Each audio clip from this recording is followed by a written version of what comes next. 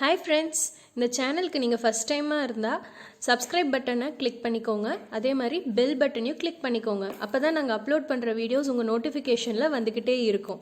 அதே மாதிரி உங்களுக்கு பிடிச்சிருந்தா இந்த வீடியோவை ஷேர் பண்ணுங்கள், லைக் பண்ணுங்கள். சரி, வாங்க நம்ம வீடியோக்குள்ளே போகலாமா?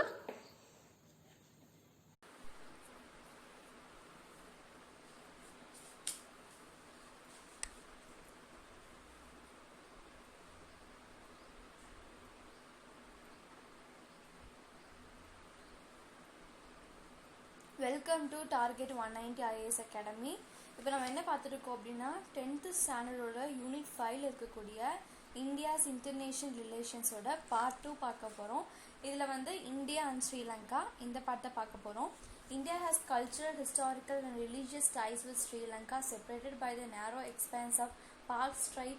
India and Sri Lanka have shared excellent trade relations committing to each other in both bilateral free trade agreements as well as developing interactions through SAARC.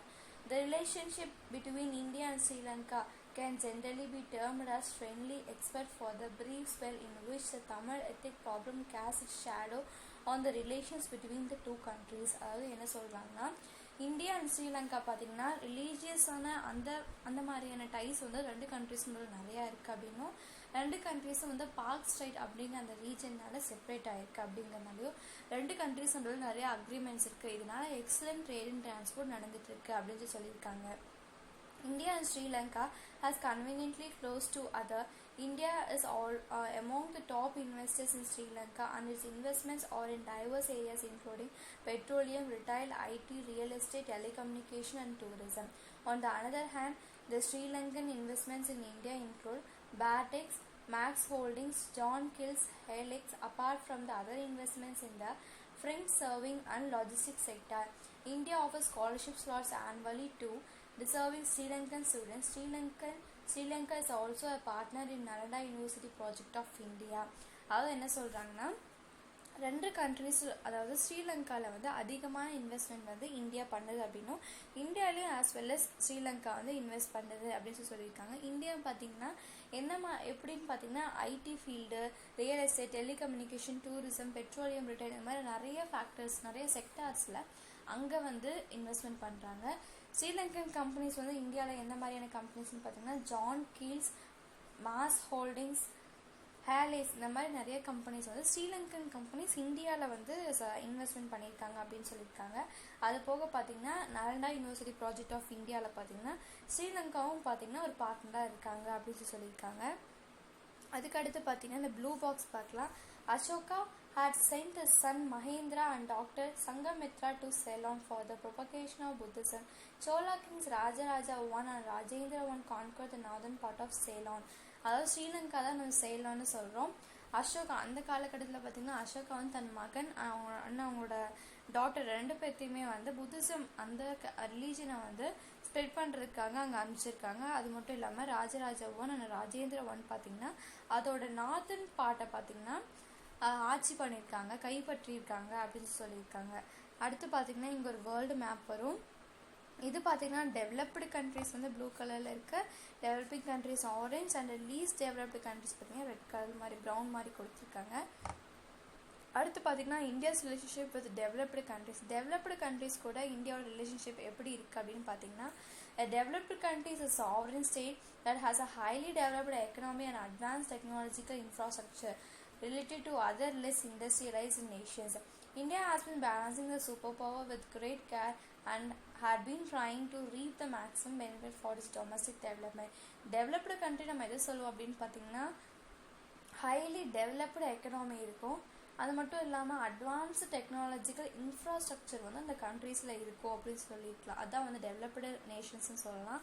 அது மட்டும் இல்லாமல் இந்தியா பார்த்திங்கன்னா இந்த மாதிரியான சூப்பர் பவர் இருக்கக்கூடிய கண்ட்ரீஸில் பார்த்திங்கன்னா நல்ல ரிலேஷன்ஷிப் அண்ட் டேக்கிங் குட் கேரில் இருக்காங்க. அப்போ தான் வந்து நம்மளோட டொமஸ்டிக் டெவலப்மெண்ட்டுக்கு ஒரு மேக்ஸிமம் பெனிஃபிட் கிடைக்கும் அப்படிங்கிறதுக்காக.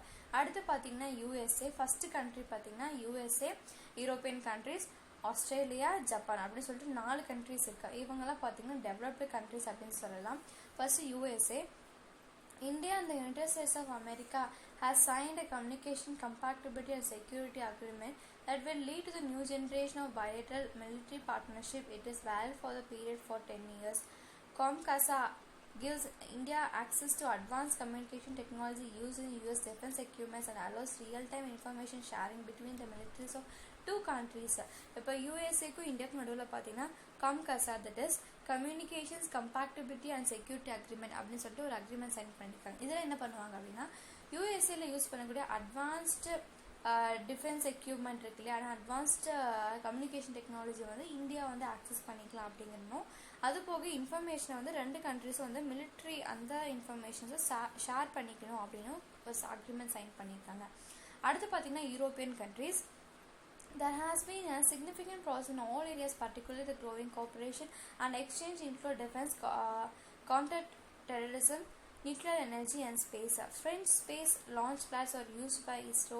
ISRO and France are cooperating on developing smart cities, Chandigarh, Nagpur and Puducherry. India and France launched the International Solar Alliance, which brings together countries between Tropic of Cancer and Tropic of Capricorn for cooperation on solar energy.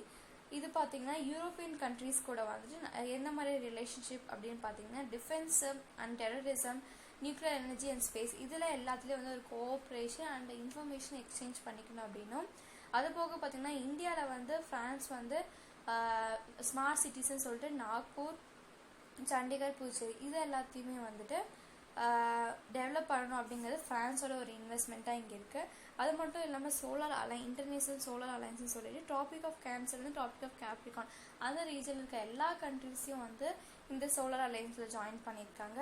அது மட்டும் இல்லாமல் French பார்த்திங்கன்னா ஃப்ரெஞ்சோட space launch bad பார்த்திங்கன்னா இஸ்ரோனால use பண்ணப்படுது அப்படின்னு சொல்லியிருக்காங்க. அடுத்து பார்த்திங்கன்னா Australia. India and Australia have built strategic trust over the years, slowly yet steadily. Australia and India are committed to working together to enhance maritime cooperation with India's bilateral naval exercise. The Australia-India Council broadens the relationship between Australia and India, raising awareness and promoting exchange. இவங்க ரெண்டு பேத்துக்கு நடுவில் பார்த்தீங்கன்னா ரொம்ப நாளாகவே ஒரு trust இருக்குது. அப்போ இவங்க வந்து மெரைன்டைம் கோஆப்ரேஷன் அதுக்காக வந்து இந்தியாஸ் பைலேட்ரல் நேவல் எக்ஸசைஸ் அப்படிங்கிற ஒரு அக்ரிமெண்ட் சைன் பண்ணிட்டு ரெண்டு பேருமே வந்துட்டு டுகெதராக ஒர்க் பண்ணுறாங்க. இதுக்காக மெரைன்டைம் கோஆப்ரேஷனுக்காக அப்படின்னு சொல்லியிருக்காங்க. அடுத்து பார்த்தீங்கன்னா Japan. India decided to introduce Japan's high-speed railway system and safety and accuracy. அதாவது என்ன பண்ண போகிறாங்கன்னா இந்தியா வந்து ஜப்பானோட ஒரு சிஸ்டமான சிக்கசன் சிஸ்டத்தை வந்து இன்ட்ரடியூஸ் பண்ண போகிறாங்க. இதில் பார்த்தீங்கன்னா high speed railway system with safety and அக்யூரஸியோட இந்தியாவுக்கு வரப்போகுது அப்படின்னு சொல்லலாம். டெல்லி மெட்ரோ பார்த்தீங்கன்னா இதை வந்து சக்ஸஸ்ஃபுல்லாக இம்ப்ளிமெண்ட் பண்ண ஒரு ப்ராஜெக்ட் வித் ஜாப்பனீஸ் கோஆப்ரேஷன் கூட. அதுக்கப்புறம் பார்த்தீங்கன்னா Mumbai Ahmedabad high speed railway, இதுவும் பார்த்தீங்கன்னா அந்த ஜாப்பனீஸோட கோஆப்ரேஷனை வந்து ஒரு சிஸ்டத்தோட ஒரு எக்ஸாம்பிள் அப்படின்னு சொல்லலாம். இதில் பார்த்தீங்கன்னா ஜப்பான் கவர்மெண்ட் பார்த்தீங்கன்னா 20 சீட்ஸ் வந்து இங்கேருந்து போகிறவங்க, அதாவது இந்தியன் ஸ்டூடெண்ட்ஸ் வந்து அங்கே மாஸ்டர் டிகிரி பண்ணுறதுக்கு யூனிவர்சிட்டி ஆஃப் ஜப்பானில் வந்து ஹெல்ப் பண்ணுறாங்க. அது மட்டும் இல்லாமல் இந்த manufacturing sector Japan announce its cooperation of training 3,000 Indian people in the Japan-India Institute of Manufacturing, providing Japanese-style manufacturing skills to enhance India's manufacturing industry base and contribute to Make in India, Skill India initiatives. அதாவது என்ன சொல்கிறாங்கன்னா institute of, அதாவது Japan India institute of மேனுஃபேக்சரிங்கில் வந்து 3,000 Indian பீப்புளை வந்து train பண்ணுறாங்க. அவங்களோட Japanese style of manufacturing வந்து நமக்கு சொல்லி கொடுக்குறாங்க. எதுக்காகனா நம்மளோட பேசிக், அதாவது நம்மளோட இண்டஸ்ட்ரியல் பேஸை வந்து டெவலப் பண்ணுறதுக்காக. அதுக்கடுத்து பார்த்திங்கன்னா in 2017 the first 4 JIMS was started in the state of Gujarat, Karnataka, Rajasthan and Tamil Nadu. JEC2 Japanese Endowed Courses in Engineering College was established in Andhra Pradesh.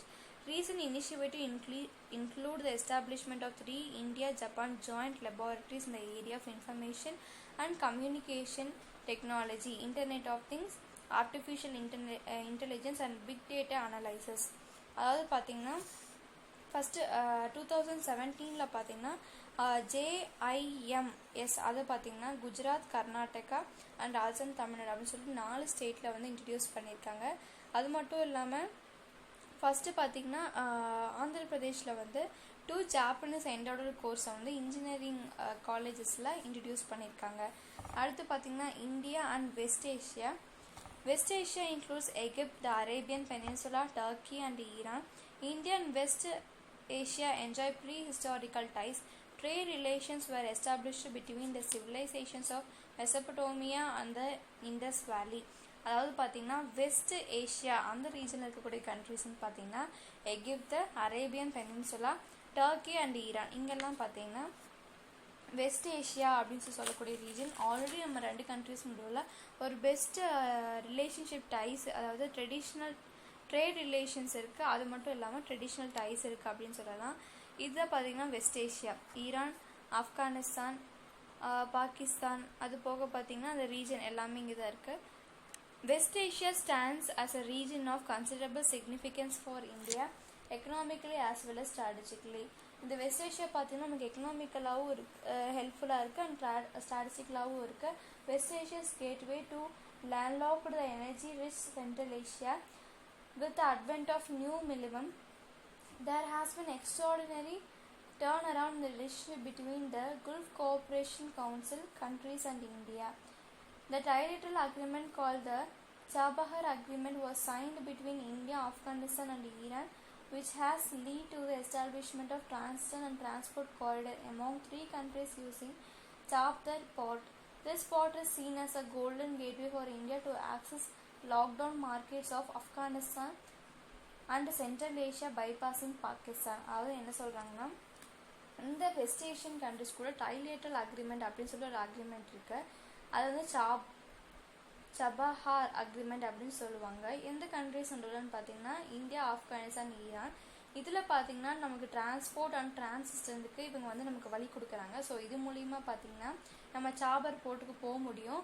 நம்ம ஒரு லேண்ட்லாக்டு இந்த west Asia இந்த countries வந்து நம்ம லேண்ட்லாக்டாக இருக்கிறனால அந்த market போகிறதுக்கு பாகிஸ்தான் இல்லாமல் நம்ம வந்து சென்ட்ரல் ஏஷியா போகிறதுக்கு ஆப்கானிஸ்தான் வழியாக நம்ம போகலாம். அதுக்காக தான் இந்த அக்ரிமெண்ட் அப்படின்னு சொல்லியிருக்காங்க.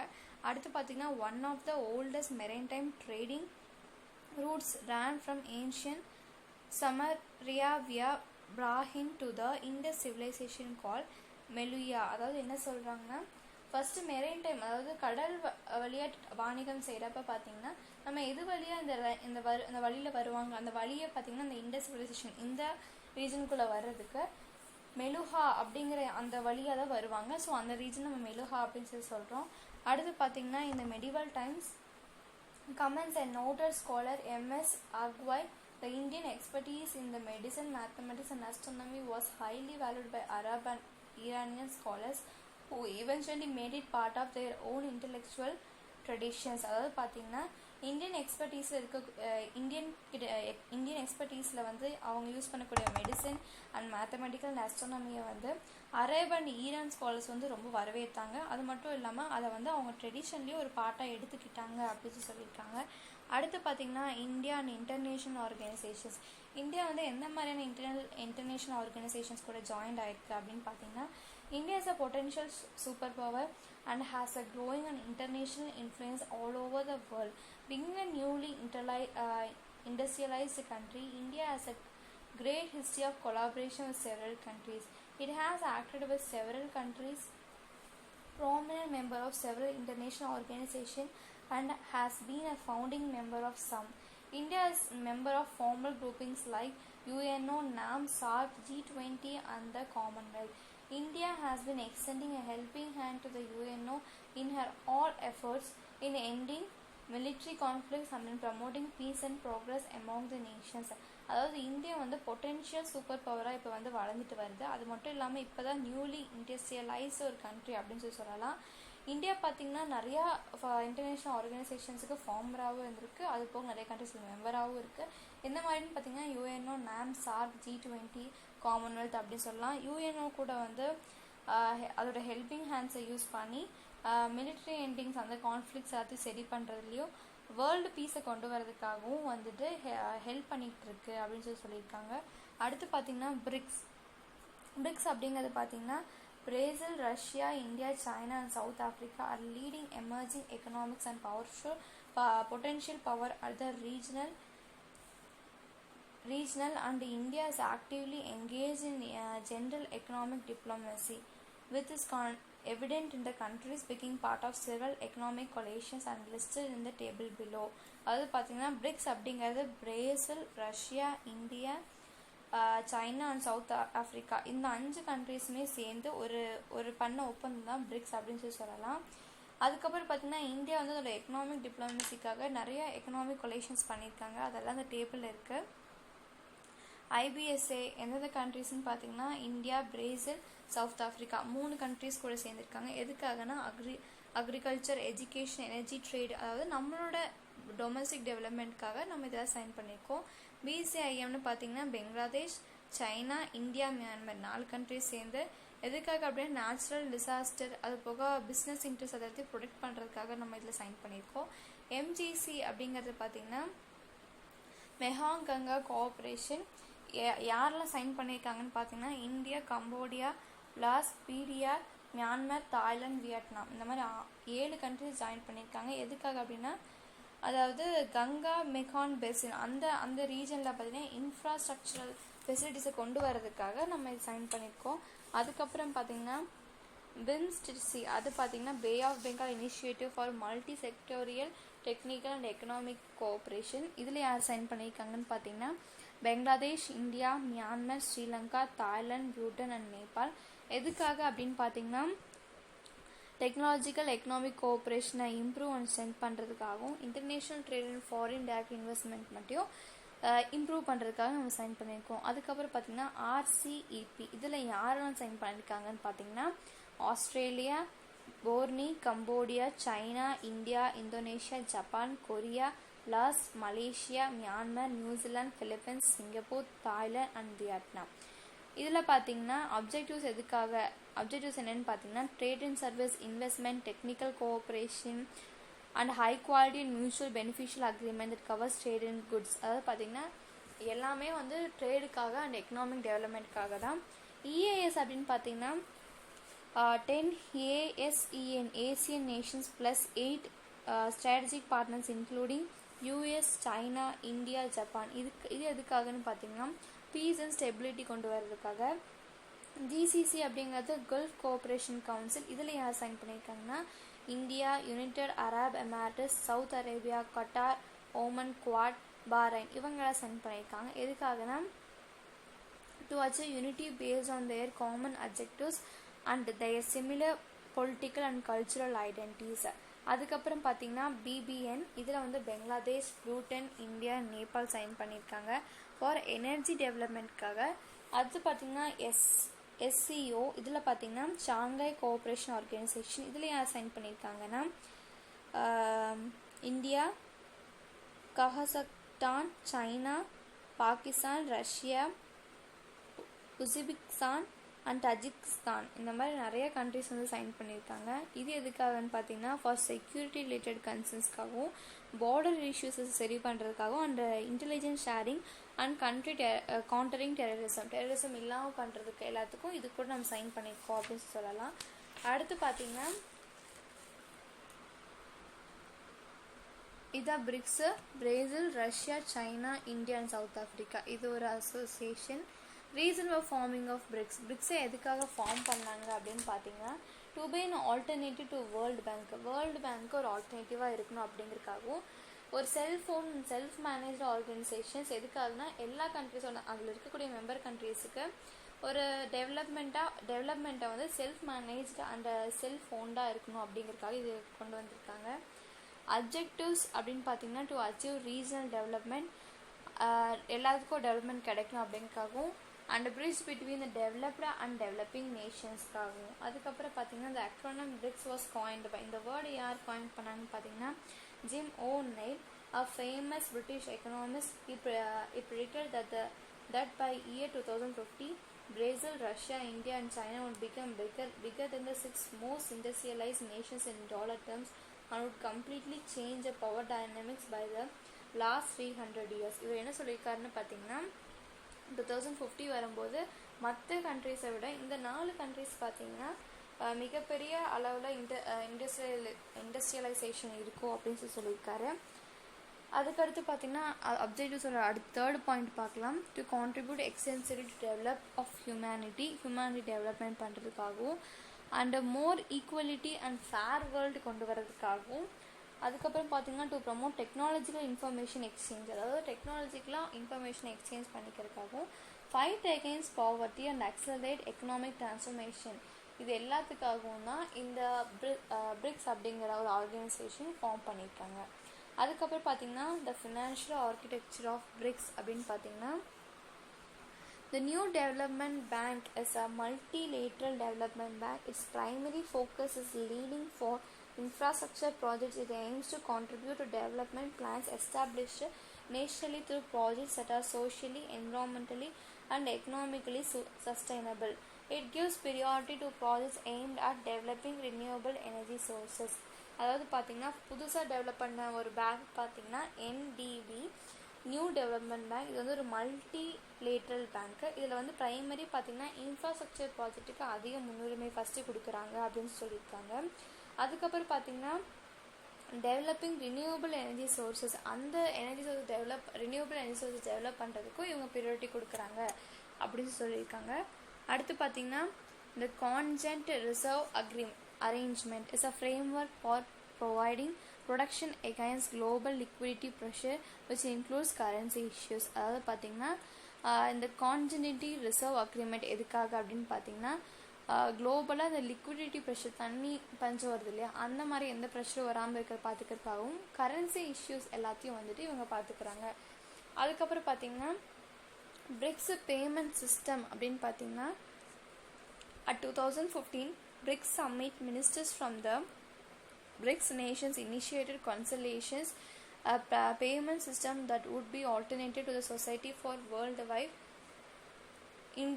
Interbank Financial Telecommunication System. அதாவது இந்த பிரிக்ஸோட வந்து பேமெண்ட் சிஸ்டம் அப்படிங்கிறத பார்த்தீங்கன்னா இந்த ஷிஃப்ட், அதாவது society for world wide interbank financial டெலிகம்யூனிகேஷனுக்கு ஒரு ஆப்போசிட் இல்லைன்னா ஒரு ஆல்டர்னேட்டிவாக இது கொண்டு வந்திருக்காங்க அப்படின்னு சொல்லியிருக்காங்க. அடுத்து வந்து the factors that bolster cooperation among members, அதாவது சில விஷயங்கள்னால இருக்கக்கூடிய மெம்பர் கண்ட்ரிஸ் நடக்கக்கூடிய வாக்குவாதம் இல்லைன்னா பிரிவினைகள் அப்படின்னு பார்த்தீங்கன்னா first the common need among developing countries to construct the economic order that reflects the current situation will drive the BRICS effort. In this matter, the idea of NDB and CRA are defining change and will have huge geo-economic and geo-political impact. அதாவது இது எல்லாத்தையும் வந்து என்கட் பண்ணி கொண்டு வரதுக்கு நம்ம BRICS எது use பண்ணுறாங்க அப்படின்னு பார்த்தீங்கன்னா இந்த சிஆர்ஏ அண்ட் என்டிபி இதெல்லாம் யூஸ் பண்ணுறாங்க. Second, the BRICS alternative idea in the landscape of global governance will attract support from other countries. பிரிக்ஸில் கொண்டு வந்த ஒரு ஆல்டர்னேட்டிவ் ஐடியாவாக இருக்கக்கூடிய லேண்ட்ஸ்கேப் ஆஃப் குளோபல் கவர்னன்ஸ் வந்து மற்ற கண்ட்ரீஸையும் வந்து அட்ராக்ட் பண்ணும் அப்படிங்கிறதுக்காகவும். தேர்டு பார்த்தீங்கன்னா the expansion of BRICS interaction to other sector will make it more strong partnership. So அந்த பிரிக்ஸோட பிரிக்கை வந்து நம்ம எக்ஸ்பேண்ட் பண்ணுறப்ப பார்த்தீங்கன்னா நமக்கு வந்து ஸ்ட்ராங்கர் பார்ட்னர்ஷிப் கிடைக்கும் அப்படின்னு சொல்லியிருக்காங்க. அடுத்து பார்த்தீங்கன்னா ஒபெக் அப்படிங்கிறது பார்த்தீங்கன்னா the organisation of petroleum exporting countries, அதோட அப்ரிவேஷன் தான் அது. ஒபெக்கோட abbreviation is a intergovernmental organization founded in Baghdad, Iran and headquartered in Vienna, Austria. Iran and Iraq, quad, Saudi Arabia, வெனின்சுலா இது எல்லாமே பார்த்தீங்கன்னா ஒபெக்கோட ஃபவுண்டிங் மெம்பர்ஸ் அப்படின்னு சொல்லலாம். இதில் வந்து 3 கேட்டகரிஸ் இருக்குது. ஃபவுண்டர் மெம்பர்ஸ் ஒருத்தங்க இருக்காங்க, ஃபுல் மெம்பர்ஸ் ஒன்று, அசோசியேட் மெம்பர்ஸ் இருப்பாங்க. அட் ப்ரெசன்ட் பார்த்தீங்கன்னா 15 மெம்பர் நேஷன்ஸ் இருக்காங்க. 2 பார்த்தீங்கன்னா சவுத் அமெரிக்கா அந்த ரீஜனில் இருக்குது. 6 பார்த்தீங்கன்னா மிடில் ஈஸ்டில் இருக்குது. அண்ட் 7 பார்த்தீங்கன்னா ஆஃப்ரிக்காவில் இருக்குது. OPEC membership is open to any country that exports crude oil and which shares the ideals of the organization. அதாவது க்ரூட் ஆயில் எக்ஸ்போர்ட் பண்ணக்கூடிய எல்லா கண்ட்ரிஸும் வந்து ஒபேக்கில் மெம்பர்ஷிப்பில் இருக்கலாம் அப்படின்னு சொல்லலாம். இது பார்த்தீங்கன்னா ஒபேக்கோட லோகோ. இது எப்படி வந்துச்சு அப்படின்னு பார்த்தீங்கன்னா ஒரு இன்டர்நேஷ்னல் டிசைன் காம்படிஷன் வந்து 1969 கொண்டு வந்தாங்க. இதில் வந்து ஆஸ்திரேலியா சேர்ந்த ஒரு டிசைனர் ஓபோடா அவங்க வந்து இந்த லோகோக்காக வின் பண்ணியிருக்காங்க. இதில் என்ன இருக்குது அப்படின்னு பார்த்தீங்கன்னா டிஃப்ரெண்ட் லெட்டர்ஸ் ஆஃப் த ஆர்கனைசேஷன்ஸை வந்துட்டு ஒரு ரவுண்ட் டிசைன் மாதிரி கொண்டு வந்து இதுக்கு லோகோவாக இந்த டிசைன் காம்படிஷனில் வின் பண்ணியிருக்காங்க.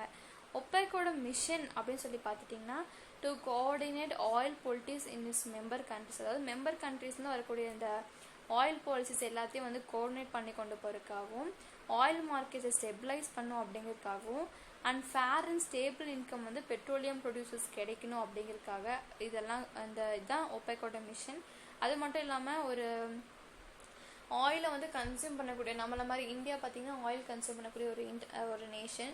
இங்கே பார்த்திங்கன்னா ரெகுலர் சப்ளை இருக்கணும் அப்படிங்கிறதும் ஒரு ஒப்பேக்கோட மிஷன் தான். அது மட்டும் இல்லாமல் இந்த பெட்ரோலியம் இண்டஸ்ட்ரியில் இன்வெஸ்ட் பண்ணக்கூடிய எல்லா இன்வெஸ்டர்ஸ்க்கும் வந்துட்டு ஒரு ஃபேரான ரிட்டர்ன் இருக்கணும். அதுவும் வந்து ஒப்பேக்கோட மிஷன் அப்படின்னு சொல்லலாம். How does opaque help other countries? Opaque வந்து எப்படி இந்த க்ரூட் ஆயில் எக்ஸ்போர்ட் பண்ணக்கூடிய கண்ட்ரிஸ் மட்டும் இல்லாமல் மற்ற கண்ட்ரிஸ்க்கு இது எப்படி ஹெல்ப் பண்ணுது அப்படின்னு சொல்லி பார்த்தீங்கன்னா, இதில் வந்து ஒரு இன்ஸ்டியூஷன் இருக்குது, that is opaque found for international development. இந்த இன்ஸ்டியூஷனில் பார்த்தீங்கன்னா finance project and low interest loan எல்லாமே கொடுக்கப்படுது. அது மட்டும் இல்லாமல் opaque has an information centre with over 20,000 volumes including book. இதில் வந்து ஒரு இன்ஃபர்மேஷன் சென்டரில் பார்த்தீங்கன்னா 20,000 வால்யூம்ஸ் ஆஃப் புக்கை வச்சு, அதாவது இந்த petroleum and energy related and oil marketing இது எல்லா சம்மந்தப்பட்டமான புக்ஸும் அங்கே வச்சுருக்காங்க. இதில் பார்த்தீங்கன்னா ஆஃப்டன் பப்ளிக் யூஸ் பண்ணிக்கிறது மட்டும் இல்லாமல் ரீசர்ச்சர்ஸ் அண்ட் ஸ்டூடெண்ட்ஸ் எல்லாருமே வந்து இதை யூஸ் பண்ணிக்கிறாங்க. India's relationship with opaque. இப்போ ஒப்பேக் கூட எந்த ரிலேஷன்ஷிப்பில் இந்தியா இருக்குது அப்படின்னு பார்த்தீங்கன்னா, நம்ம பார்த்தீங்கன்னா கிட்டத்தட்ட 86% of crude oil and 70% of natural gas and 95% of cooking oil வந்து ஒப்பேக் கண்ட்ரிஸ் வந்து எக்ஸ்போர்ட் பண்ணிகிட்டு இருக்கோம். அப்போ பார்த்தீங்கன்னா இந்த ஒப்பேக் பார்த்தீங்கன்னா மெயின் ஒரு கிரேட் பார்ட்னராக இருக்குது. எதுக்காக நம்ம வந்து ஒரு ஹைலி ஆயில் டிமாண்டு கண்ட்ரி அப்படிங்கிறதுனால. India doesn't have enough oil reservoirs, அதுதான் வந்து முக்கியமான reason. India can't produce oil devoid of necessary oil reserves. India strongly focus on agriculture and industrial production. நமக்கு வந்து இந்த ஆயில் ரிசர்வாயர்ஸ்லாம் இல்லை அப்படிங்கிறதுனால நம்ம வந்து அக்ரிகல்ச்சர் அண்ட் இண்டஸ்ட்ரியல் ப்ரொடக்ஷனில் நம்ம வந்து மெயினாக ஃபோக்கஸ் பண்ணிகிட்டு இருக்கோம். அடுத்து பார்த்தீங்கன்னா அப்பார்ட் ஃப்ரம் கன்க்ளூஷன் வந்துடலாம். Apart from economic and trade cooperation, India also aspires to have a warm relationship with its neighbors and extended neighbors in the field of education, health, fighting terrorism, disaster management, employment for its citizens, curbing organized crimes, technology development and so on. அதாவது பார்த்தீங்கன்னா India வந்து ஒரு economic and trade கோஆப்ரேஷனுக்கு மட்டும் நம்ம வந்து மற்ற countries கூட ஒரு நெய்பர்ஹுட்டில் கிடையாது. அது மட்டும் இல்லாமல் நம்ம நார்மலாகவே பார்த்திங்கன்னா எல்லா கண்ட்ரிஸ் கூட ஒரு வார்ம் ரிலேஷன்ஷிப்பில் இருக்கணும் அப்படிங்கிறது இந்தியாவோட ஒரு விருப்பமாக இருக்குது அப்படின்னு சொல்லியிருக்காங்க. இது இப்போ இந்த எக்ஸ்டெண்டட் நெய்பர்ஹுட்னால நம்மளால் எஜுகேஷன், ஹெல்த்து அண்ட் டெரரிஸ்டுக்கு ஏற்ற ஃபைட் பண்ணலாம். Disaster management and employment for cities and coping organised crimes and technology development எல்லாத்துலேயுமே வந்து நம்மளால் டெவலப்மெண்ட் ஆகிறதுக்கு இது நமக்கு ரொம்ப ஹெல்ப்ஃபுல்லாக இருக்குது. ஸோ இந்தியா வந்து இன்டர்நேஷ்னல் ரிலேஷன்ஷிப் வச்சுருக்கிறது ரொம்ப முக்கியம் அப்படின்னு சொல்லியிருக்காங்க. தேங்க்யூ ஃபார் வாட்சிங்.